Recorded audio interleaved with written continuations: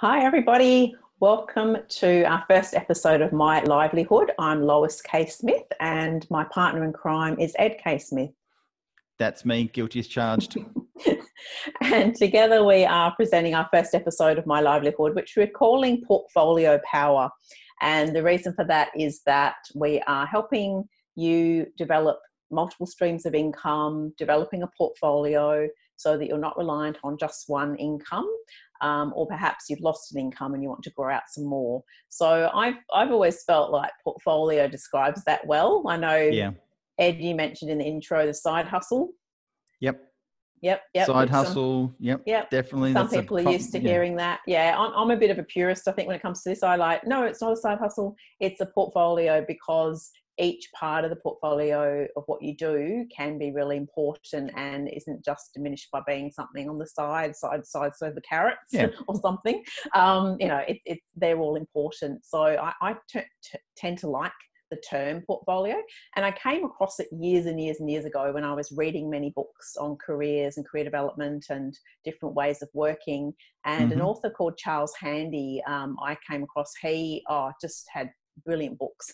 One called The Age of Unreason, another called The Empty Raincoat, and a personal favourite, The Elephant and the Flea, where smaller people like us, little self-employed people that can kind of duck and dive and do things quite nimbly, where often a really big organisation, and you would have come across this, Ed, like a really big digital agency versus a smaller operator can sometimes get things done a lot faster and quicker, and not have to go through layers of management or layers of different people to get things signed off and done. So I was really taken with Charles Handy's works, and that's where he really was known to coin the term portfolio career. So in a way, after I left finance, really the rest of it, the nearly 15 years now that I've had career wisdom, I've really had a portfolio career. And really, Ed, you have as well. It's been diversified. It's been in different places and different things. For sure. Definitely. And I think that's the important thing is having areas of income that if one gets knocked over, you've got something else. And it's not always going to be perfect, and not every single form of income is going to be generating equal amounts all the time. You're going to have ups and downs and those sort of movements, particularly in these sorts of times.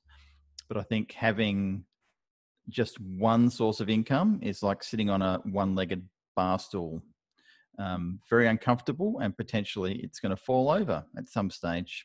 So I would suggest having a few different places of where your income is coming from is a safer bet in terms of that security. Yeah, and certainly for my upbringing in financial services, we always saw the pie charts, and you probably have them in your superannuation annual reports, everyone. When you look at those, saying it's in cash, fixed interest shares, international shares, etc. Some are more risky, some are less risky, all of those sorts of things, property, etc. So we're used to diversification in that realm, but not so much in always thinking about our income sources, as in if we have a job, we have one job, and then if we lose that job, we've basically lost all our source of income other than maybe some government support. So I've long seen the benefit of that. But I think also people forget, I remember having some clients in the early days of my career practice and saying, well, you could always have a portfolio, because sometimes they couldn't pick between all of these awesome things they wanted to do, and they had a couple that they really still wanted to do a few of those choices. And I'd say about the portfolio career, and people would say, can you do that? Yeah. And that always used to really surprise me. I was like, yeah, but I guess if you've never come across it, or you haven't met anyone, or you don't have any role models that do that, or you don't know how to do that, it's natural that it seems a bit weird and a bit unknown. But as I often say to people, look at your captains of industry, look at the people who run our top ASX 100 companies. Many of those are on multiple boards, have multiple interests, have lots of different fingers in many pies, as well as their main company that they're the head of. So diversification is not unknown to those people. It's just sometimes something we haven't always come across. So that's sort of what we wanted to talk about today. And Ed, maybe if you want to talk a little bit about from the digital point of view, and I know we're going to cover the hub concept that you talk about in another episode. Yeah. So in terms of digital, in relation to humans and working, it's obviously very new. It's only been really around and taken advantage of for the last 30 years or so. And there's still lots of people who are only really just getting used to doing stuff online. Not everyone buys things online yet to this day. It's still a small percentage, which is obviously increased over the lockdown times. I'm a late adopter. Yeah. Whereas I ordered my first thing online in 1997 from Amazon, and then that was a book. And then after that, I ordered a whole computer from Dell Computers, which was a bigger jump. And so I'm very used to ordering stuff. I order a lot of our home stuff we get, dog food, just everything pretty much that I would have to go and hunt for in a shop, I can find online. So e-commerce is a big portion of obviously what people are doing, but there's so many transactions that happen that aren't e-commerce technically in terms of buying products. Services are sourced, so lead generation. There's a whole other aspect of sales online, what we refer to as affiliate marketing, whereas a company pays you some revenue share in promoting their product or service. So someone may write an article on, as an example, of a VPN, a virtual private network service, and someone clicks on that link and goes through, and the person who shared that link will get somewhere between 10 to 50% of that product's revenue. And there's many variations of how that works, but that can be something that you can set up, and that's something that I've been doing for years in terms of generating income is that process. Yeah. So you can be a consultant, which is you can consult digitally, which is what we do. Many of our clients I've never physically met in person, dealt with them for years and years and years, and they're in different parts of the country. We'll have things like this. We'll have Zoom meetings or sometimes just phone calls. So in terms of the reach that you can have digitally, it's far and wide, and it's interesting the wake up I think that a lot of people have had over this current period of where they're discovering that, which I find fascinating because I've been in it for 20 years. So it's nothing new to me, and a lot of the sort of stuff that I've been doing, people are getting exposed to, which is great. But I think having these options, which are typically a lot of them are low cost. So if we want to get involved in certain things like affiliate marketing, it's more of a time input than it is a money input, because I don't think I've ever joined an affiliate program for whatever product or service I'm promoting that has cost any money. The idea is you can join these at no cost and promote them, and they don't pay you anything until a sale is made. So it's good for them, it's good for you. Yeah. So that's a whole other episode, is affiliate marketing. That's it. And it's been interesting. Sometimes I might have some work that comes my way and say to Ed, I've got this element of work and it's this much. And Ed will say, I just woke up and made this much for my affiliate program. So we have a bit of a laugh about that, because it's when people say making money in your pajamas or waking up and you've made money overnight, that is one example of that. And there are many.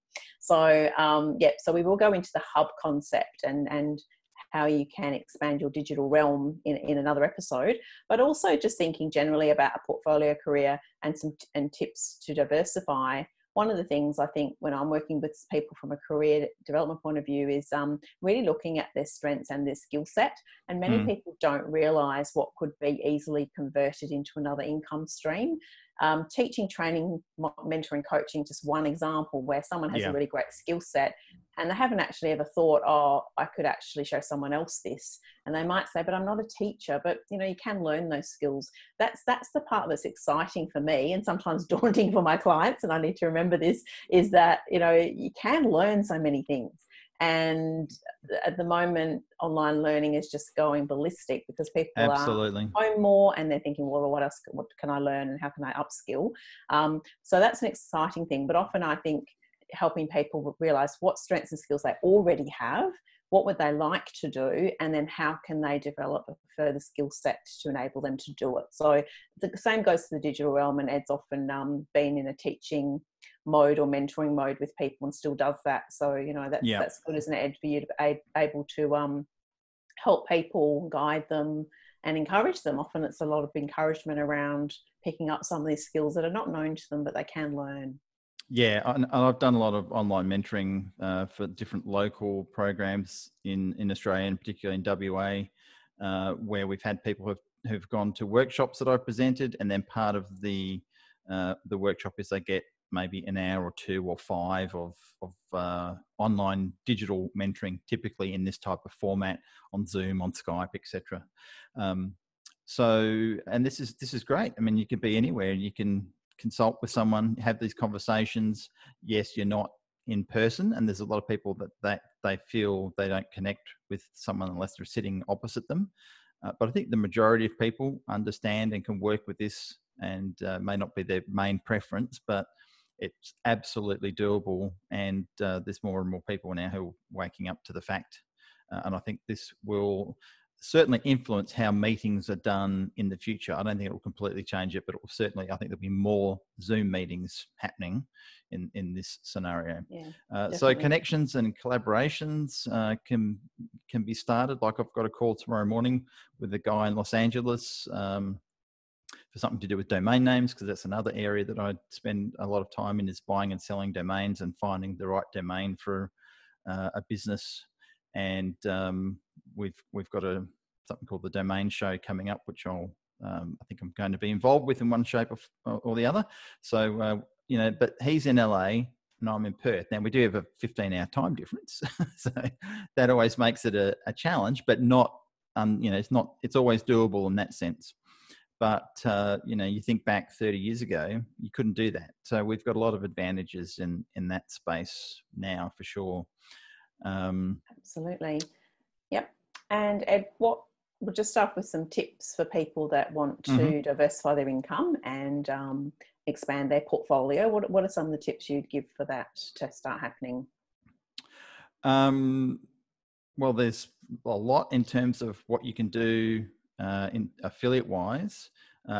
One of the things we'll have on the livelihood.com.au website is a resources page, which will have lots of links to different products and services that you can use that will benefit you. But also we'll have a link to different affiliate programs that you can go and sign up and take benefit of yourself. If you're interested in going down the affiliate path, there's literally tens of thousands of different products and services you can promote. So we'll go into that. That's a very good way of starting at low cost. Now you will have to, typically with this scenario, have to create some type of website and create content around the subject, but that is not a hard thing to do. Just takes a bit of time and thinking. Digital courses is another a big area that is absolutely going huge, as Lois mentioned before. That whole online learning space is massive, and we're going to have a future guest on the show, Maria Doyle, who is an absolute expert on getting the courses out of your head and into a format that people can consume and making it easy to access. She's an absolute gun at getting that stuff, and she's helped Lois with that sort of stuff as well. Yeah, we're looking forward to having you on, Maria. Yeah, Maria, if you're listening, and you should be, and if you're not, why aren't you? Maria will be, and she's a good laugh too. So we also like having people on who have a laugh. There's too much seriousness going on at the moment. We're probably seeming maybe a bit serious now, but it's only because it's our first few episodes. Isn't that right, Lo? Yeah, we'll get started. We'll get crazy. Soon we'll have alcohol in front of us and we'll be drinking. No, don't get used to that. That'll be a different episode entirely. So what's another area? Yeah, so I guess we're saying you can start small with low cost and you can learn as you go. So most of the things I'm now doing, I've really had to bootstrap and learn the digital space. And yes, I'm lucky I have Ed here to help me, but often sometimes he'll say, well, go and Google it, because he's busy on his other podcast. So I've kind of learned to be fairly self-sufficient and then tap into gurus like Maria when I need help. But I think it can also be wise to get a tutor, coach, consultant, mentor, whatever you want to call them, because you can get stuck along the way, and there's nothing worse than buying all of these software as a service help things, or, Yeah. platforms or whatever you want to call them, and then getting stuck and then going, oh, that doesn't work and I don't know how to do it. So I think sometimes investing, if you can, and I know not everyone's in a position to do that, but if you can subscribe to the software, which might be $20, $30, $40 a month, and it's really going to do all these wonderful things for you, but then you can't work out how to work it, or you can't work out how to translate your information, if it's information products that you sell, which tends to be more my realm, rather than e-commerce physical product that's shipped and dispatched, which is of course huge as well at the moment, and has been for a long time. But I think getting someone to help you with that is really, really crucial, and we'll talk a bit more about that, and you'll see some people who do that along the way as well. Ed, what advice do you have to people about starting too many kind of lots and lots of ideas and things all at once? Yeah, I would suggest pick one area that you want to go into and go deep into that. As an example, you may want to start a podcast on a certain subject, focus in on getting that podcast up and running and getting guests on and getting episodes done. You may not generate income from that straight away. A lot of these things we're talking about take time. So we're not suggesting to anyone, disclaimer, that all of a sudden going to go out and make millions of dollars with any of the things we're talking about, and your results may vary. So, there's going to be different people that will get different results quicker or slower than others. So just keep that in mind. But if you've got lots of time on your hands and you're at home or wherever you are, then this is probably one of the best opportunities you're ever going to have to get stuck into this stuff. So pick an area, or you may want to build a website that's on a particular topic. Go deep on that topic. Don't try and build 15 websites on 15 different things. You won't have the time or the resources to do it, more than likely. You may, but most people don't. Yeah. So, and the biggest thing I'd say, make sure it's something that you really like and you have an interest in. Don't just pick an area or a topic that is, because there's lots of people making money. That's good. It needs to be some things that we'll talk about that in future episodes, of how to pick a subject that actually you can do some research on and see that there is an actual market, because there's no point in going into creating any of these things we're talking about if there is not a market to consume what you're producing. So that's the first key. Then there needs to be a market. Who is the market? Work out who you're targeting, so all the things you're creating will speak to those people. But it needs to be something you like. Like, I can't imagine Lois would go and create a website about drumming and drum kits, because I'm a drummer. Like, I could do it and I love it, but it'd be boring to Lois. And Ed may not do one on dance, for example, which is one of my passions. Or dance or ballet. Exactly. Not that I don't like watching those things most of the time. When he's dragged along. Yes. But no, I think that's right, Ed. Definitely about the market and all of those things. I think it's interesting when we get into that because I come from a career counsellor training and helping people work out, firstly, who are they? What are their values? What are their passions? What are their interests? What's their personality? All of these things are really important to then say, who are you as a person? Then what do you want to do in the outside world? And what portfolio pieces do you want to create? So I think it's interesting. We maybe just sometimes come at it from different angles, but really the ethos is the same and the thought process is really the same. Completely. Yep. Yeah. So I think probably the message there is, don't do too many things all at once. Your energy gets scattered and you probably don't finish anything. I'm not speaking to anyone in particular when I say that. No, but look, a late great friend of ours, Mr. James Martell, who we love dearly, from Canada, rest in peace, James. He had a saying, no hocus pocus, just focus. And he was saying that often to remind himself as well, not just for other people, but I think it's a good practice.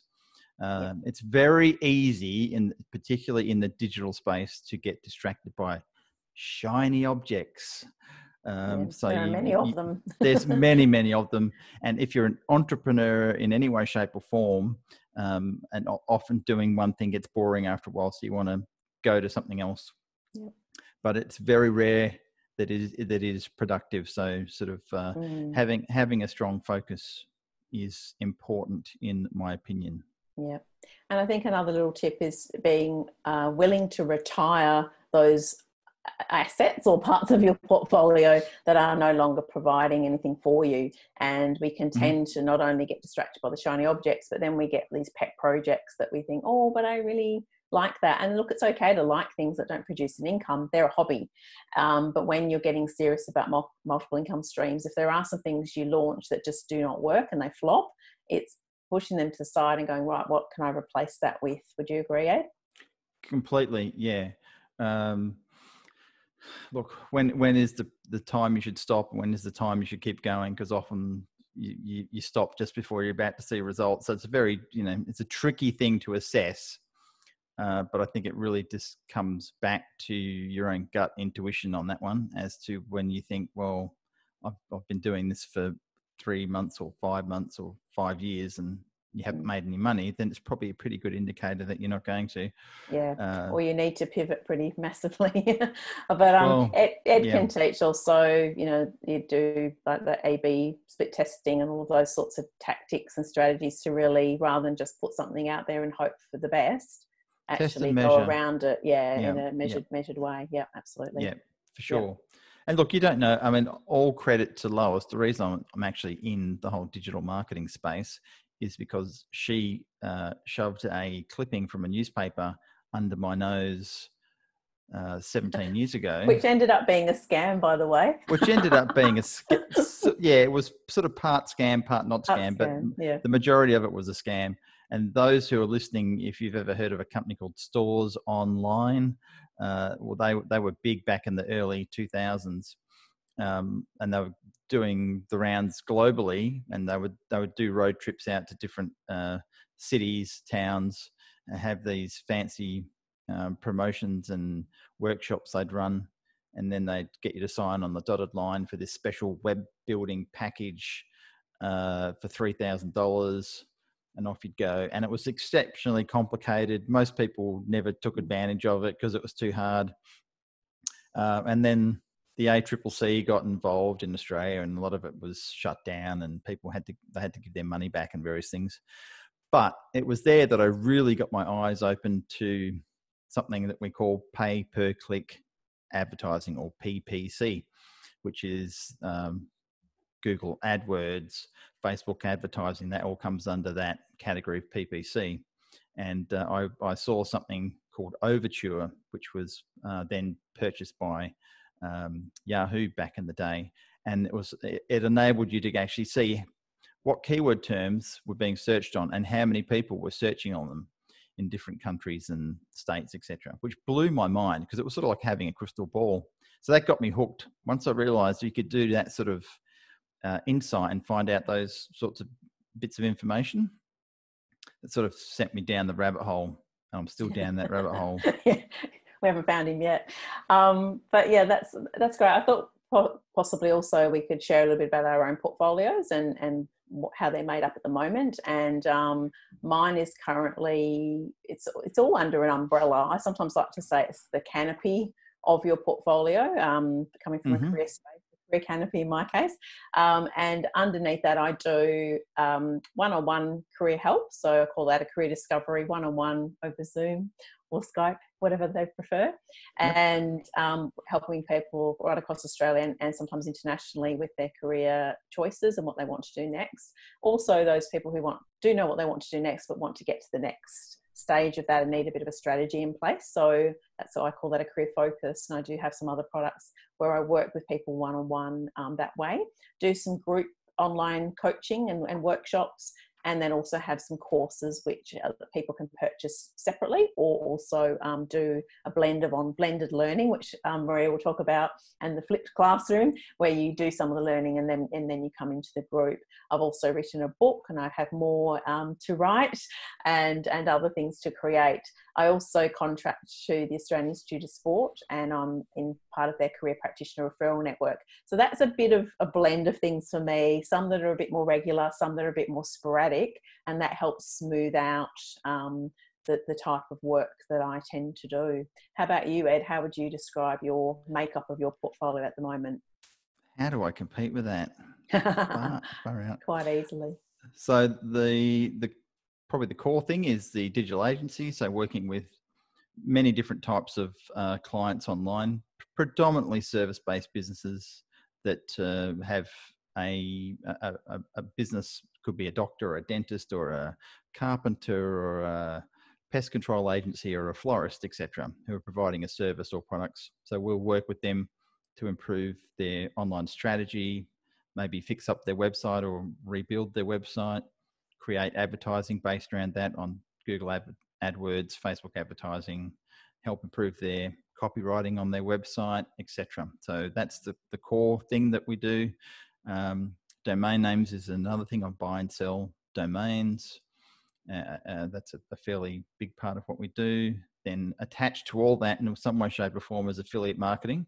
So generating that income from typically tying together a domain name and a website and creating traffic for whatever the affiliate product is and getting that commission, which is my favorite way to make money, to be honest, because as Lois said, and it sounds cliche, but it does happen while you sleep. The work doesn't happen while you sleep, to be clear. Well, the work happens because you're not sleeping often. Yeah, I mean, if you're doing it yourself, of course, you can outsource a lot of the work in terms of content writing. So sometimes that can actually happen while you sleep too, if you're getting that done. But it's one of my favorite sources of income is affiliate income, because you don't have any of the associated hassles with typical e-commerce, product shipping, handling, refunds, etc. It's dealt with by someone else. So that's one of the reasons. But there's pros and cons to all this. We'll dig into some of these in further episodes. Podcasting, which is something I've been doing for 12 years, similar to this. Several different podcasts on different subjects, domain names, business marketing. So I did something called the Business Marketing Show for 6 years with a good friend, Brendan Tully, who's a search engine expert. He'll probably be coming on the show soon. And then there's just general one-on-one consulting, coaching, doing these types of calls, running workshops. So a blend, but it's typically everything that I do is based in the digital space. There's nothing that I'm doing really outside of that. Yeah. And I think the other thing to mention with portfolio careers or the way that you want to work with the portfolio is that you can JV, so joint venture. So Ed and I, how many years of marriage? 32. I should coming know. Up 32, coming up 33. He's better at the maths than me. But, that's our first real business joint venture in a way of doing this. But yeah, often it's finding people with complementary skill sets as well that you can join together with. So portfolio doesn't have to be a solo enterprise and that you've got all these things to do and you're trying to do all of them. It can feel a bit like plate spinning at times. But if you can find ways to connect with other people and if they have a complementary skill set to you, it's a lot more fun. Things flow a lot more easily. And you can get things done. Also considering that you can utilize the skills of people in a small way. So it might be using a virtual assistant or a Upwork, Elance, Freelancer, those sorts of sites, Fiverr, etc., for particular smaller jobs that you're not good at or just do not have the patience for learning because you may be only going to do it once or twice and then you're not going to do it after that. So I think there's a lot of those sorts of things that can leverage your portfolio pieces or pieces of the pie and make things work a lot better. And that's probably an episode, Ed, that we'll jump into a bit more is how do you get leverage and utilize some of those services, and we can have some people talk about that some more. So do you want to tell everyone what our next episode is? Very exciting. Next episode is our first guest on the show, other than you and me chatting, is Mr. Steve Wells, who is a psychologist, international speaker, an authority in the area of energy techniques and tapping, otherwise often known as EFT or emotional freedom techniques, which is tapping on pressure points on your face and hands as well. I'm not an expert, but I've used it for 20 years. And Steve is going to come on and talk about how to use these in times of great anxiety that a lot of people are dealing with, in terms of enabling you to come at things with a more calm, even perspective rather than coming from a place of fear and anxiety. So he's going to work through some of those areas with us and discuss his background. And we look forward to having him on the show as guest number one of many. Yay, we do. Yes, fantastic. So I think that's it for this episode, Lo. We've pretty much... I think we've cracked the bottle open, so to speak. Yes, Let the genie out. The genie's out of the bottle. So we'd also like your feedback. any questions, leave them in the comments on whatever format you're looking at this on social media. We'll be posting this stuff on LinkedIn and Facebook, etc. There'll be a space on the website. You can leave comments as well. And if you have any suggestions for guests you'd like us to interview, feel free to put them down. Some of them we may be able to get on, others maybe not, depending on how high profile they are. But yeah, we're always happy to have suggestions on people you'd like to hear from other than Lois and I talking. We'll have lots of guests on. So thanks for tuning into this episode. Great to have you on. Thanks, Lo, for your wisdom from Career Wisdom. Thanks for your impact from Online Impact. Yeah, and wisdom. Plug. Yeah, don't talk about the wisdom bit, but for sure. All right. Cool. Stay safe and be productive. And bye for now. Bye. See ya. Bye.